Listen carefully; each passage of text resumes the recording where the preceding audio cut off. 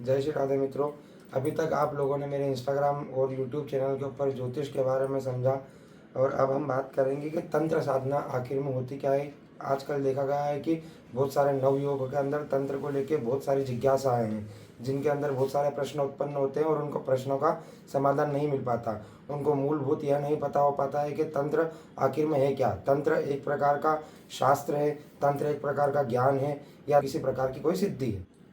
भारतीय परंपरा के हिसाब से तंत्र एक प्रकार की एक गुण योग की परंपरा है, जिसके अंदर व्यक्ति को योग करना, ध्यान करना, समाधि लीन होना, समाधिस्थ होना, सिद्धि प्राप्त करना, इन सभी के बारे में बताया गया है।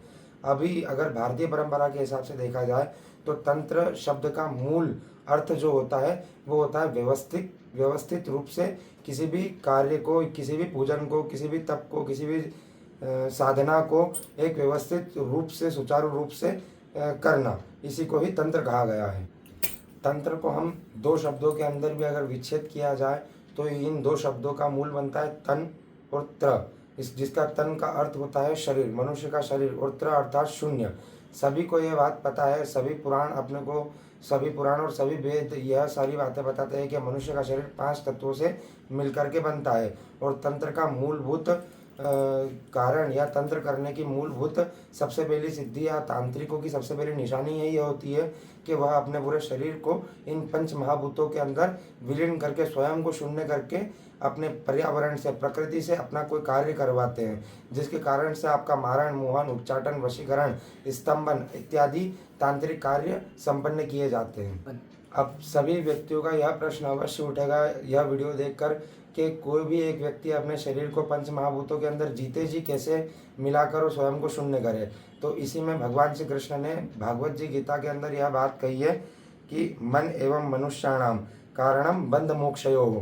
इसका अर्थ यही होता है कि मन ही मनुष्य के बंधन और मोक्ष का कारण होता है। मन के जीते जीत और मन के हारे हार। जिस व्यक्ति ने अपने मन को वशीभूत करके ध्यान केंद्रित करके अपने गुरु या अपने इष्ट को या अपने जिस भी अपन देवता को मानते हैं या फिर जिस भी प्राणी को अगर अपन मानते हैं, या भले ही वो चेतन हो या वो अचेतन हो, अगर आप उसके ऊपर ध्यान एकाग्र चित्त करके ध्यान करेंगे और स्वयं को शून्य छोड़ देंगे, स्वयं के विचार एकदम खाली छोड़ देंगे कि आप स्वयं के मन को जीत लोगे, तो कोई भी तांत्रिक कार्य कर सकते हैं। शरीर को पंच महाभूतों के अंदर मिलाने के लिए आपको मन को, मतलब अपने शरीर को अंदर से और बाहर से दोनों से एक जैसा ही रखना चाहिए।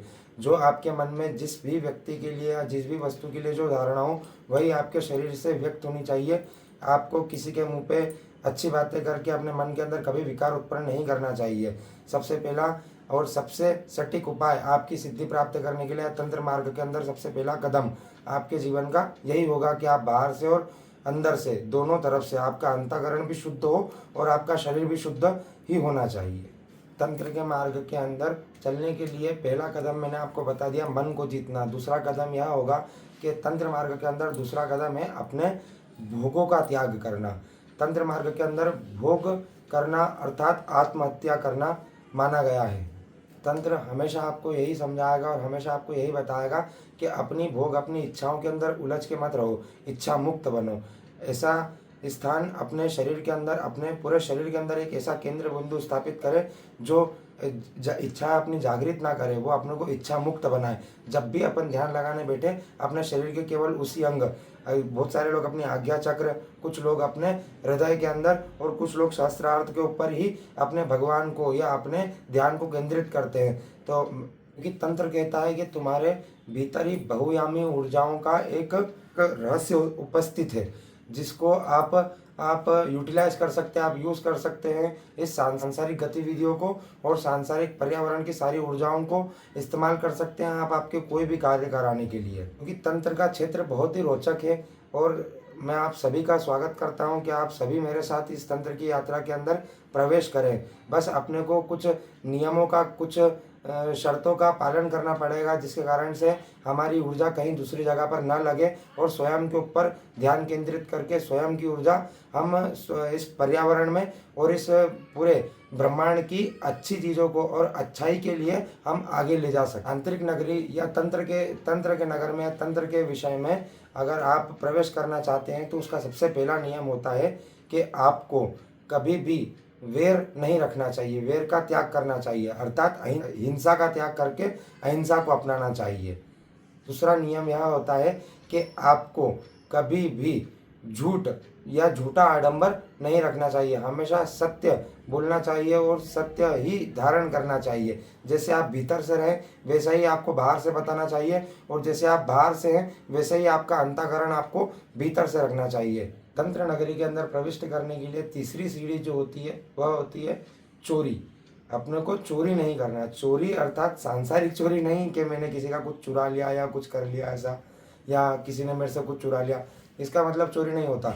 चोरी अर्थात अपना मन, कर्म और वचन तीनों से अपन संयमित एक निष्ठ रह के काम करें। यदि अपन ने किसी को कोई वाक्य बोला है, कोई वचन दिया है, तो अपन शुद्ध मन से, शुद्ध अंतःकरण से, और अपना कर्म भी ऐसा होना चाहिए जो अपने वचन का पालन करे। अपना कर्म ऐसा होना चाहिए जो अपने मन का पालन करे। कभी कभी अपन स्वयं से यह वचन कह देते हैं कि मैं आज से यह चीज़ त्याग दूंगा, आज से यह चीज़ नहीं करूंगा, परंतु सांसारिक भोगों के अंदर उलझकर व्यक्ति अपने मन को ही झुठलाकर भोगने लगता है, जिसके कारण से वह संयमित, नियमित नहीं हो पाता। संयम जो कि तंत्र के मार्ग की चौथी सीढ़ी है। संयम अर्थात ब्रह्मचर्य। व्यक्ति को ब्रह्मचर्य का पालन करना चाहिए।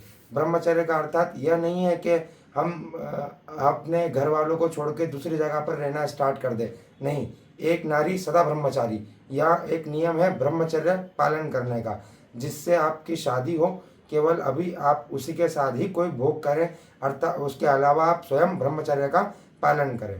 तंत्र के मार्ग में प्रविष्ट करने के लिए मैंने अभी तक आपको 4 चीज़ें बताई है। तंत्र के मार्ग में हर साधक सिद्धि प्राप्त करने के पीछे भागता है, और मेरी नज़र में यह गलत भी नहीं है, परंतु साधक को इस बात का ध्यान रखना चाहिए कि वो सिद्धि प्राप्त करने के लिए कर क्या रहा है। वह स्वयं से कुछ कर रहा है या केवल रटी रटाई और दूसरों की सुनी हुई बातों के ऊपर ही चल रहा है और आखिरकार उसको अंततः कुछ प्राप्त नहीं होता। साधक हर बार सिद्धि प्राप्त करने के लिए धर्म का मार्ग अपनाता है। यदि धर्म का मार्ग अपनाने के बाद भी स्वयं के अंतर मन में या हृदय में प्रसन्नता उत्पन्न ना हो, स्वयं के चेहरे का तेज ना बढ़े, स्वयं के घर के अंदर खुशहाली ना हो, तो फिर वह धर्म नहीं है। इसमें आपको पीछे मुड़कर एक बार देखना चाहिए कि अभी तक जो आप करते आ रहे हैं वह असल में धर्म है या नहीं है, आपने कोई धर्म का कार्य करा है या नहीं करा है। इसी बात को जानने के लिए आप हमारे साथ जुड़े रहिए कि धर्म क्या है और तंत्र क्या है, तंत्र की नगरी के अंदर प्रवेश कैसा किया जाए, और या फिर तंत्र को मूलभूत आधार से एकदम बेस 0 पॉइंट से समझा कैसे जाए। धन्यवाद।